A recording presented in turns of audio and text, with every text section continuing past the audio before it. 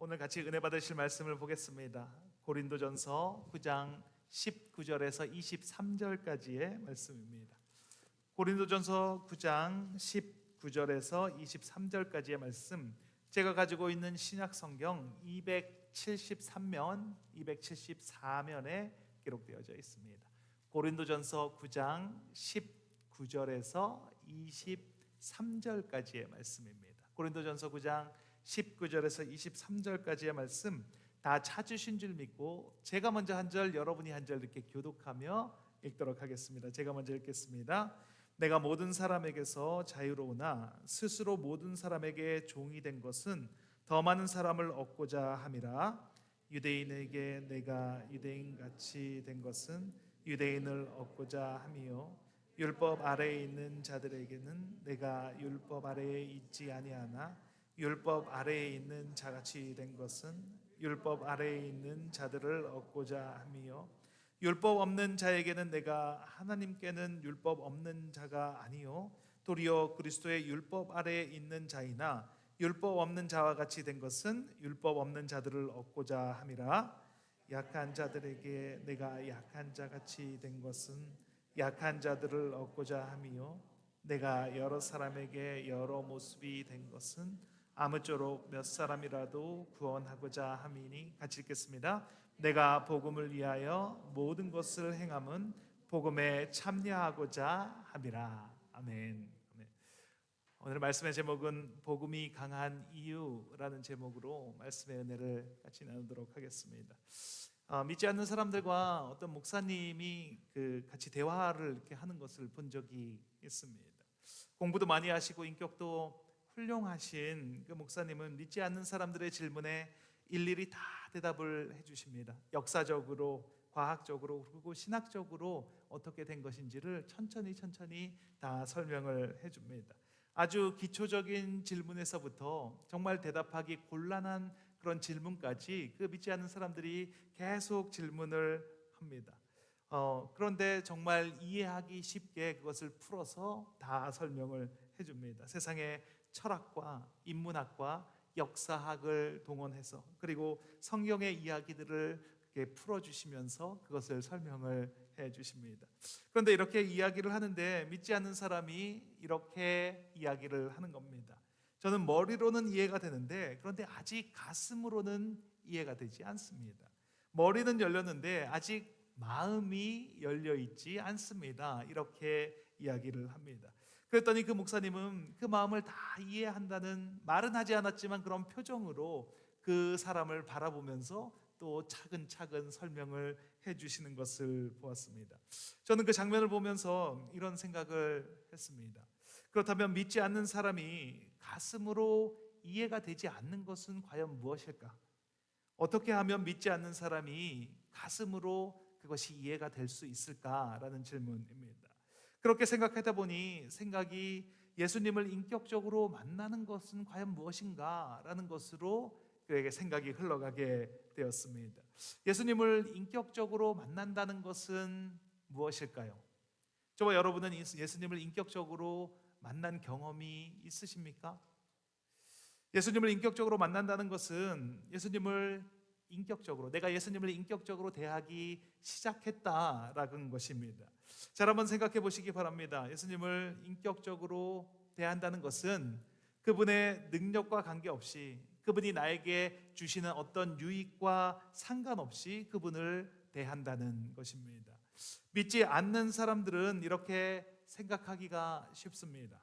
내가 예수님을 만나면, 혹은 그 예수님을 믿는다면, 그러면 나에게 좋은 것이 뭐가 있는데, 그분이 나에게 해 주실 것이 뭐가 있는데, 이렇게 접근을 하기가 쉽습니다. 그렇다면 아직 인격적인 관계가 형성이 되지 않았다라고 말할 수 있습니다.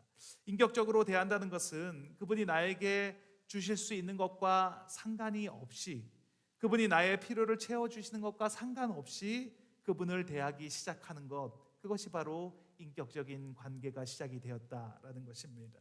요한복음 6장에 보면 우리가 너무나 잘 알고 있는 오병이어의 기적에 대해서 이야기를 하고 있습니다.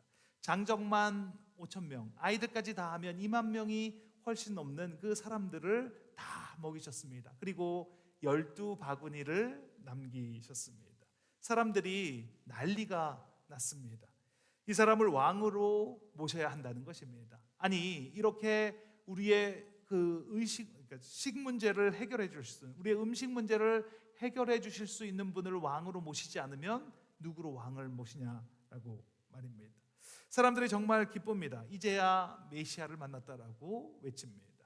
보리떡 5개와 물고기 2마리로 이 많은 사람들을 먹이고도 남길 수 있는 분이 세상에 어디 있냐라고 그렇게 말을 합니다.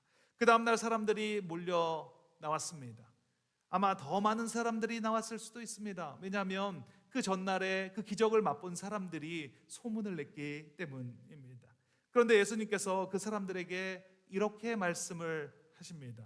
요한복음 6장 26절 말씀입니다. 같이 한번 읽겠습니다. 내가 진실로 진실로 너희에게 이르노니 너희가 나를 찾는 것은 표적을 본 까닭이 아니요 떡을 먹고 배부른 까닭이로다. 무슨 말입니까? 간단히 말하면 너희가 기쁜 이유가 있는데 그 기쁜 이유는 떡을 먹어서 그렇구나. 너희가 물고기와 떡을 마음대로 먹을 수 있으니까 너희 마음이 지금 기쁘구나. 이렇게 말을 합니다. 그러면서 계속해서 이야기를 합니다. 너희는 그것으로 기뻐하는 것이 아니라 나로 말미암아 기뻐해야 된다. 왜냐하면 나는 하늘로부터 내려온 진정한 떡이기 때문입니다. 하늘에서 내려주는 떡은 바로 나야. 너희들이 기뻐할 존재는, 너희들이 기뻐해야 될 이유는 그래서 바로 나다라고 그렇게 예수님이 말씀을 하십니다. 이렇게 말씀하시자 사람들이 다 떠나갔다라고 성경은 말합니다. 요한복음 6장 66절입니다. 같이 읽겠습니다. 그때부터 그의 제자 중에서 많은 사람이 떠나가고 다시 그와 함께 다니지 아니하더라. 예수님께서 말씀하십니다. 떡을 먹은 것을 기뻐하지 말고 나를 기뻐해야 하는 거야. 내가 진정한 떡이야. 내가 너희에게 진정한 기쁨이야 라고 말씀을 합니다. 여행에서 돌아오시는 아버지를 기뻐해야 하는데, 그런데 아버지는 제쳐두고 그 아버지의 선물만 기뻐한다면 아버지의 마음이 어떻겠습니까? 아니, 물론 아버지도 기뻐하고 그 선물도 같이 기뻐한다면야 상관이 없겠지만, 그런데 아버지는 보이지 않고 아버지가 선물을 사오지 않았더니 아버지를 본체만 채하고 방으로 들어가 버린다면, 그렇다면 그 아버지의 마음이 어떻겠습니까? 떡을 먹으러 나왔다가 예수님께서 자신이 떡이라고 말씀하시자 다 돌아갔습니다. 제자들만 12명만 남고 모든 사람들이 다 집으로 돌아갔습니다. 예수님이 제자들에게 말씀하십니다. 너희들도 가려느냐? 그때 베드로가 대답합니다. 요한복음 6장 68절입니다. 같이 읽겠습니다. 주여, 영생의 말씀이 주께 있사오니 우리가 누구에게로 가오리까? 베드로의 이 말은 예수님을 인격적으로 대하기 시작한 말입니다. 예수님이 주시는 떡과 상관없이, 그 물고기와 상관없이 주님이 여기 계시는데, 주님의 말씀이 여기 있는데 제가 어디로 가겠습니까? 라는 말입니다. 오늘 나 자신을 한번 돌아보는 시간이 되시길 바랍니다. 나는 예수님이 내 기도에 응답해 주시지 않아도 여전히 나의 예수님이 맞습니까? 예수님이 뜻이 있으셔서 나를 고난 가운데 그대로 그냥 내버려 두고 계시는 그때에도 그 예수님은 나의 예수님이 맞습니까? 앞에서 말씀드린 목사님이 믿지 않는 사람들을 대하는 태도가 너무나 평온합니다. 차분합니다. 그리고 얼굴에서 미소를 잃지 않습니다. 그리고 끝까지 그들을 받아주십니다. 그 힘이 어디에서 나오는 것일까요? 보통 사람들 같으면 그렇게 말도 안 되는 질문을 하고 여러 번 나를 괴롭히는 질문을 한다면, 그렇다면 아마 화를 냈을 것입니다. 그리고 당신들한테는 이제 더 이상 할 말이 없습니다라고, 그리고 그 자리를 일어났을 수도 있습니다. 그렇게 해야 하는 것이 너무나 정상적인 것일 텐데 아주 부드럽게 그렇게 계속 이야기를 합니다. 부드럽지만 단호하게 그들과 대화를 합니다. 이 목사님이 믿지 않는 사람들을 데리고 가시고 싶은 지점이 있으셨습니다. 그것이 어디입니까? 그것은 바로 예수님을 인격적으로 아는 데까지 그 사람들을 데리고 가고 싶으셨습니다. 예수님이 나에게 무엇을 해주지 않아도 그래도 여전히 그분을 따르겠습니다. 이렇게 고백하는 데까지 그들을 데리고 가시고 싶었습니다. 그래서 그 목사님의 예수님의 말씀은 강합니다. 말씀은 부드럽게 하시지만 그 안에 강함이 있습니다. 끝까지 참아주시고 포용해 줍니다. 그래서 강합니다. 세상엔 이런 종류의 강함이 없습니다. 세상에서 볼 수 없는 그런 종류의 강함입니다. 믿지 않는 사람들이 그 강함을 발견하게 되면 그러면 예수님 앞으로 나오는 역사가 일어나게 됩니다. 오늘 본문의 내용을 살펴보면 사도 바울이 복음에 관해서 이야기하는 것을 보게 됩니다. 나는 복음으로 인해서 자유로워졌다.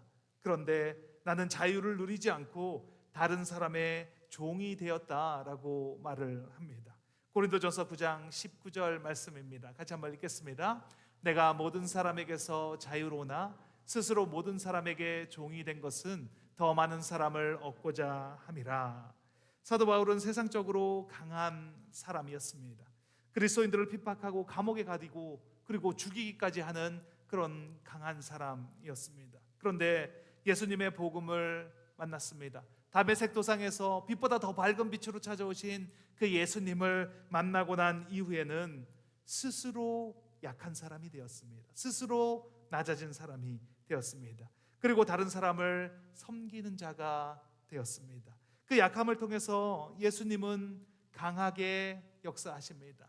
그렇게 약함을 드러내는 그 사도 바울을 통해서 오히려 예수님께서는 강함을 드러내십니다. 복음이 약해 보이지만 강한 이유가 여기에 있습니다. 로마 시대의 기독교는 많은 박해를 받으면서 성장을 했습니다. 어떠한 문제만 생겨도 기독교인을 지목하고 그들을 박해하기 시작했습니다. 전염병이 돌면 기독교인 때문이라고 했습니다. 화재가 발생을 하면 기독교인 때문이라고 했습니다. 그러던 중에 땅속에 도시를 건설하고 살았습니다. 그리고 박해를 순교로 막연하며 그렇게 명맥을 이어갔습니다. 박해를 하면 할수록 더 이상한 것은 그 숫자가 점점 늘어났다는 것입니다. 결국엔 313년에 로마의 국교로 인정되게 되었습니다. 강해 보이는 로마는 망하고 말았지만 그리스도교는, 예수님을 따르는 자들은 지금까지도 이렇게 왕성하게 활동을 하고 있습니다. 복음이 약해 보이지만 강하게 뿌리를 내릴 수 있는 이유는 무엇이겠습니까? 오늘 본문을 통해서 약해 보이는 복음이 강한 이유에 대해서 두 가지로 같이 은혜를 나눠보도록 하겠습니다. 첫 번째, 복음이 강한 이유는 적응력 때문입니다. 같이 한번 읽겠습니다. 적응력 때문입니다. 주변 사람들 중에 적응력이 유난히 좋은 사람들이 있습니다. 주변을 잘 생각해 보시면 어디를 가도 잘 어울리고 그곳에서 잘 살아남는 그런 분들이 있습니다. 그런 사람들을 흔히 우리는 이렇게 얘기합니다. 사막에 떨어져도 전갈을 먹으면서 살아남을 사람이라고 그렇게 이야기를 합니다. 적응력이라는 말을 사전에서 찾아보면 일정한 조건이나 환경 따위에 맞추어 알맞게 변하는 성질이라고 말합니다. 오늘 본문에 사도 바울은 유대인에게는 유대인같이 되고 율법이 있는 자들에게는 율법이 있는 자들처럼, 또 율법이 없는 자들에게는 율법이 없는 자들처럼, 그리고 가난한 자들에게는 가난한 자들처럼 된다라고 말씀을 합니다. 사도 바울은 율법이 더 이상 필요가 없다는 것을 알고 있습니다. 율법 아래에 있는 자들에게 율법 아래에 있는 자들과 같이 되었습니다. 율법이 필요 없다는 것을 알면서도 율법이 있는 자들처럼 되었습니다. 그 이유가 무엇입니까? 그 이유를 너무나 명확하게 이야기를 합니다. 바로 몇 사람이라도 구원하고자 하는 목표가 거기에 있기 때문인 것입니다. 사도 바울이 빌립보서 4장 12절에 이야기를 합니다. 같이 읽겠습니다. 나는 비천에 처할 줄도 알고 풍부에 처할 줄도 알아 모든 일 곧 배부름과 배고픔과 풍부와 궁핍에도 처할 줄 아는 일체의 비결을 배웠노라. 우리는 흔히 처해진 상황에 적응하기보다는 그 상황을 바꾸어 달라고 기도하기가 쉽습니다. 왜냐하면 상황이 바뀌면 내가 잘할 수 있다는 것을 알기 때문입니다. 내가 지금 못하고 있는 이유는 이 상황이 지금 나를 도와주지 않기 때문입니다. 나도 상황만 제대로 되면 누구보다도 더 잘할 수 있는 사람이라는 것을 나는 알고 있기 때문입니다. 이런 사람들의 문제는 주어진 형편에 맞게 거기에 주어진 형편에 맞게 사는 비결을 제대로 배우지 않았다는 것이 문제입니다. 상황에 맞게 살려면 어떻게 해야 합니까? 그 비결은 상황에 온전히 적응을 하는 것입니다. 손석희 씨가 김혜자 씨와 인터뷰한 내용이 있습니다. 김혜자 씨의 신발 끄는 소리라는 글을 인용해서 손석희 씨가 이렇게 말을 합니다. 오래전 어느 잡지에서 전원일기에 출연하는 김혜자 씨의 연기에 관한 글을 읽어본 적이 있다. 글을 쓴 사람이 누구인지는 기억할 수 없지만 그 글의 내용은 김혜자의 연기의 자연스러움에 대한 것이었다. 예를 들면 밤늦게 외출했던 회장님 최불암이 집으로 돌아와 대문을 두드리자 부인인 김혜자가 신발을 끌고 마당으로 걸어 나가는 장면이었다. 그때 김혜자의 신발 끄는 소리에서 바로 그녀의 진가를 확인할 수 있었다는 것이다. 말하자면 그 소리에서 남편을 기다리는 동안의 초조와 불안, 반가움과 안도를 읽을 수 있었다는 뜻이었다. 그러나 그것에 대해 시청자들은 이야기하지 않는다. 그건 눈에 띄지 않는 아주 사소한 대목일 뿐이다. 그런데 그게 정말 사소한 대목일까? 언 땅에 묻어둔 김장김치나 된장 항아리 속에 박아둔 무장아찌처럼 오래 묵은 것일수록 깊은 맛이 나게 마련이다. 나도 이제 나이를 먹어가면서 그렇듯 사소한 몸짓에서부터 깊은 맛이 우러났으면 하는 바람을 가져본다. 그렇게 말하고 손석희 씨가 이렇게 질문을 합니다. 이것은 계산된 연기입니까? 라고 질문을 했습니다. 이렇게 묻자 김혜자 씨는 이렇게 대답을 했습니다. 아니요, 저는 계산 같은 것은 할 줄 모릅니다. 저는 연기를 할 때 그냥 그 여자가 되는 것뿐입니다. 이렇게 대답을 했습니다. 우리는 어떻습니까? 원치 않은 상황을 만났습니까? 혹시 그 상황을 바꿔달라고 기도하고 있지는 않습니까? 주어진 상황에 자신을 적응시켜 본 적은 있으십니까? 가난할 때, 억울할 때, 사람들에게 잊혀져 갈 때, 고통스러울 때 우리 상황을 우리가 원하는 것은 아니지만 그러한 상황에 적응시켜 본 그런 기억이 혹시 있으십니까? 그 시간을 통해서 주님은 우리 하나님의 사람으로 빚어가는 것을 알 수 있습니다. 이스라엘 민족은 광야에서 불평불만을 토해냈습니다. 상황이 애굽에 있을 때가 더 좋았다. 애굽에 있을 때가 차라리 더 낫지 않았냐? 왜 우리를 이곳으로 불러내어 이렇게 고생을 시키느냐? 이렇게 불평불만을 했습니다. 그때 하나님이 그 상황을 바꾸어 주시지는 않았습니다. 이스라엘 백성을 그 생활에 적응하도록 40년 동안 그 광야 생활을 하게 하셨습니다. 그리고 떡이 아니라 하나님의 말씀으로 사는 법을 그들에게 가르쳐 주셨습니다. 지금의 상황이 어렵습니다. 맞습니다. 상황을 바꾸고 싶습니다. 맞습니다. 상황이 바뀌면 잘할 수 있습니다. 그것도 맞습니다. 그런데 하나님이 원하는 바는 그 상황을 바꾸어 주셔서 내가 원하는 대로 이루어 주시는 것이 아니라 오히려 그 어렵고 힘든 상황 속에서 내가 삶으로 복음을 전하며 살아가기를 원하신다는 것입니다. 복음의 강함은 적응력에 있습니다. 현재 상황이 가장 좋은 상황입니다. 지금의 상황보다 더 좋을 수 없습니다. 현재의 상황에 적응하셔서 복음의 능력을 드러내시는 저와 여러분이 되시길 예수님의 이름으로 축원드립니다. 둘째, 복음이 강한 이유는 유연성 때문입니다. 같이 한번 읽겠습니다. 유연성 때문입니다. 유연하다는 말을 사전에 찾아보면 부드럽고 연하다라고 이렇게 이야기를 합니다.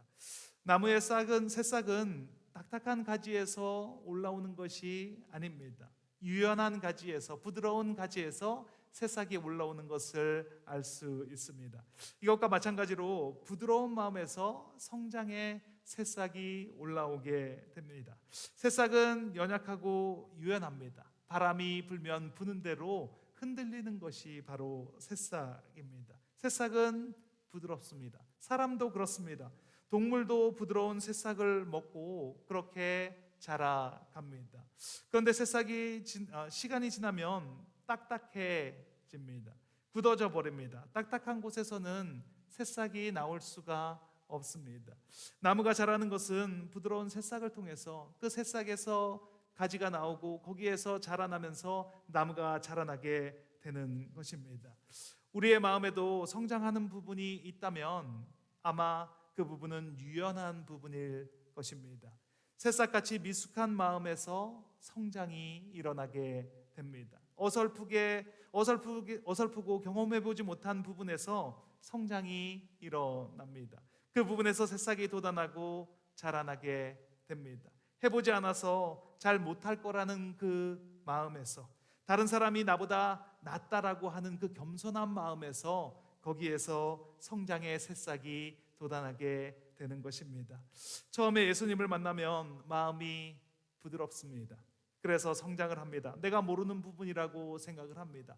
다 모르는 부분이기 때문에 나는 당연히 모를 거라고 생각을 합니다. 그러면 자라나게 됩니다. 계속 정말 이렇게 빨리 성장할 수가 있나 싶을 정도로 자라나게 됩니다. 그런데 굳어지기 시작하면 그 성장이 멈추게 됩니다.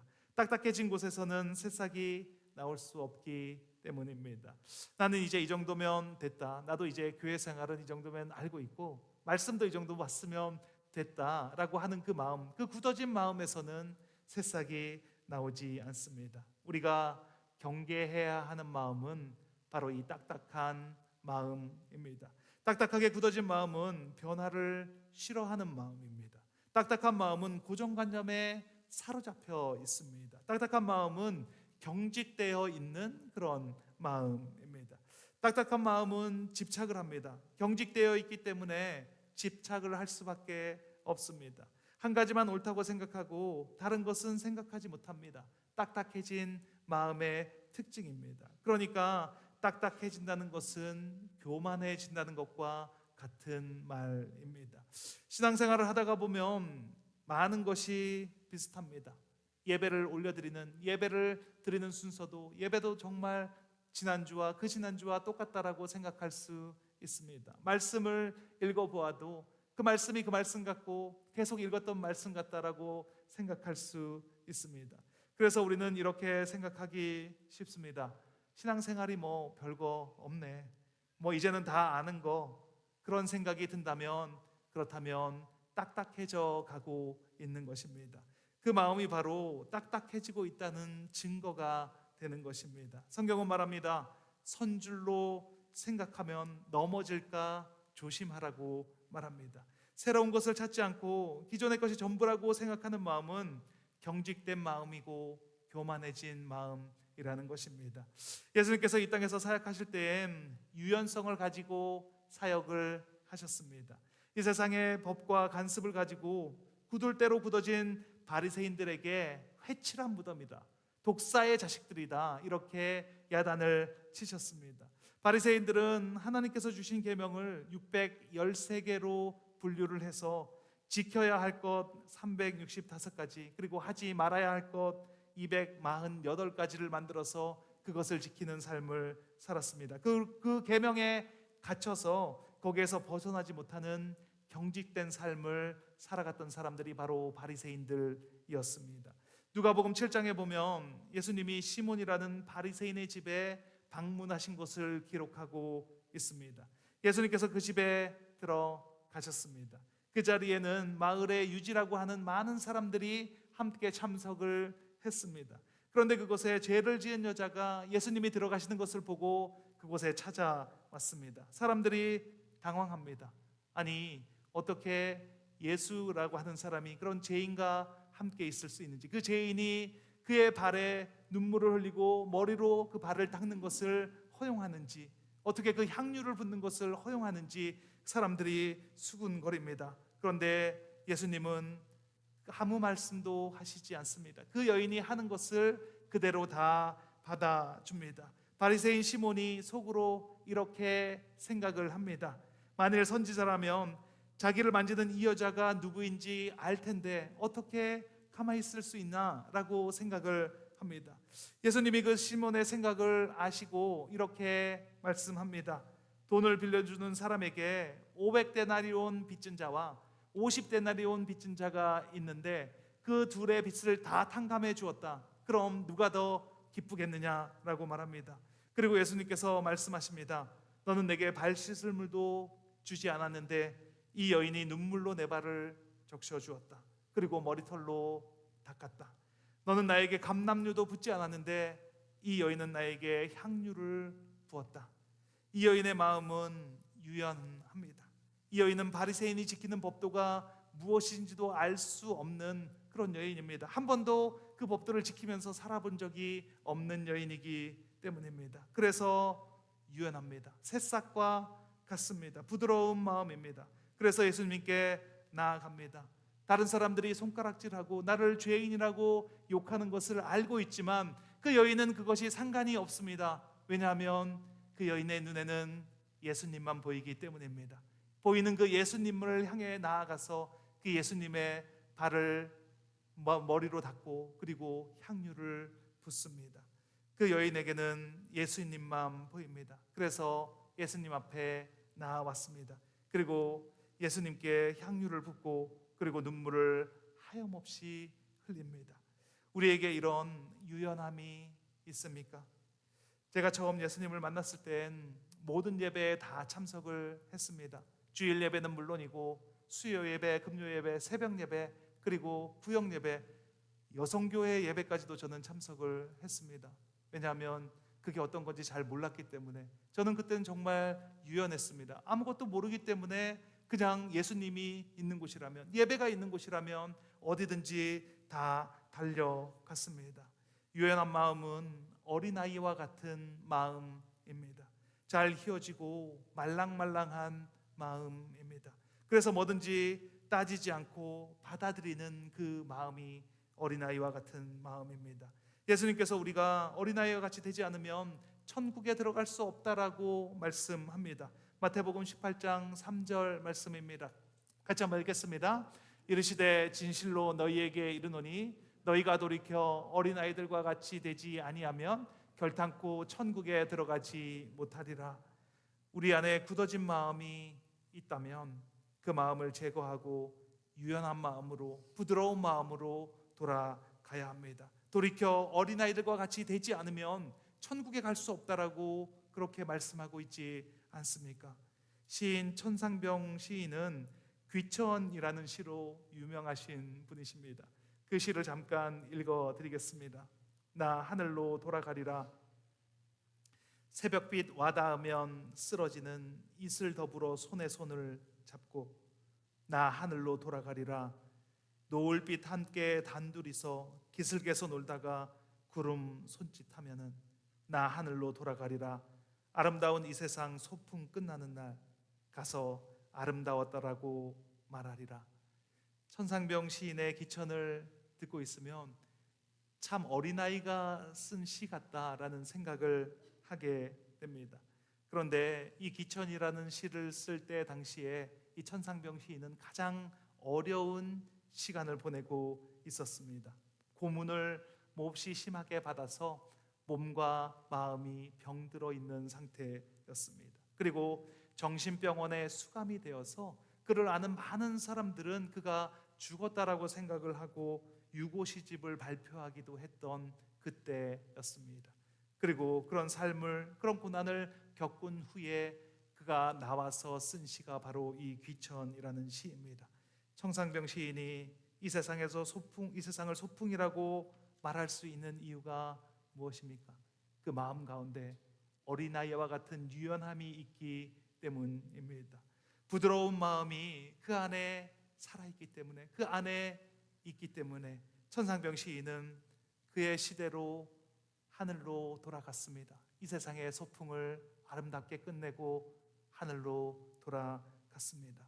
저와 여러분의 삶은 어떻습니까? 내 안에 유연함이 남아 계십니까? 내 안에 어린아이와 같은 그 부드러움이 안에 있습니까? 어린아이와 같은 그 유연함으로 예수님과 인격적으로 교제하는 삶을 살아가시는 저와 여러분이 되시길 예수님의 이름으로 축원드립니다. 같이 기도하는 시간을 갖겠습니다. 말씀을 나누게 하시니 감사합니다. 나의 굳어진 마음을 드리기를 원합니다. 딱딱하게 굳어질 대로 굳어져서 이제는 부드러운 적이 있었는지 기억도 나지를 않습니다. 그냥 이대로 살아가는 것이 당연한 양, 그냥 생활을 하다 보면 이렇게 되는 것인 양, 그렇게 살아왔습니다. 굳은 마음을 제거하시는 하나님, 인격적으로 주님과 동행하는 삶을 회복해 하시니 감사합니다. 마음속 깊이 품고 살아가는 이기심, 누구에게도 들키지 않았던 교만함, 철저하게 포장해서 나조차도 알 수 없었던 나의 그 거짓된 마음, 어떤 것이 나였는지도 알 수 없었던 그 더러운 마음을 내려놓게 하시고 주님 주시는 유익 때문이 아니라 주님만으로 만족하는 삶, 주님 한 분만 계시다면 그것으로 만족하는 삶을 살아가게 하시니 감사합니다. 오늘 이 시간 그 더러운 마음을 내려놓는 시간이 되게 하시고 그 거짓된 마음을 주님께 드리는 시간이 되게 하여 주시옵소서. 기도하면 들어주신 주님께 주님 한번 외치시고 통성으로 기도하시겠습니다. 주여.